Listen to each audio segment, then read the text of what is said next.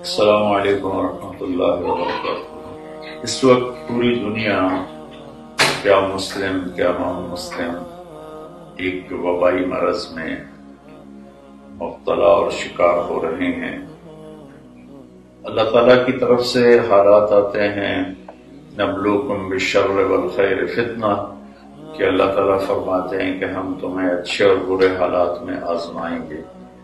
تو یہ ایک آزمائش کی گھڑی ہے جس میں پوری قوم کو ایک دوسرے کا تعاون کرنا ہے، اور یہ میری اپیل چاروں صوبوں میں رہنے والے اپنے بہن بھائی بیٹے بیٹیاں دوست احباب سے ہے کہ ہم اس میں ساری احتیاطی تدابیر کو اختیار کریں جو ہمیں بتائی جا رہی ہیں۔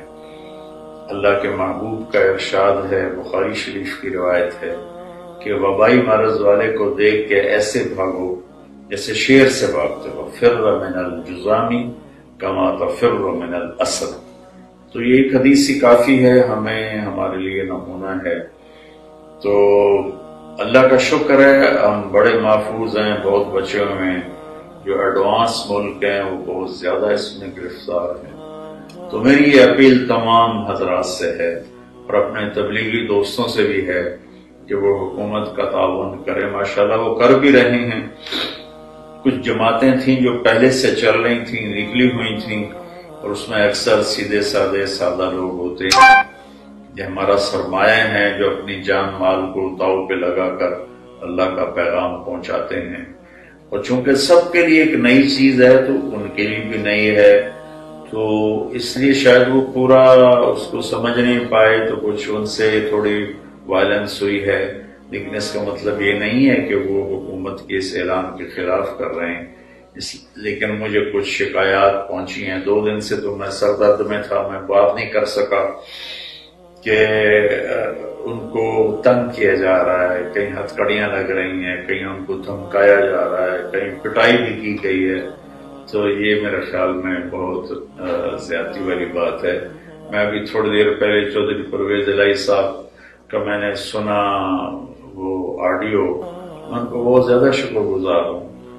وہ پہلے بھی مجھ سے بڑی محبت کرتے تھے اور وہ محبت آج بھی باقی ہے، اگرچہ ملاقات کم ہوتی ہے۔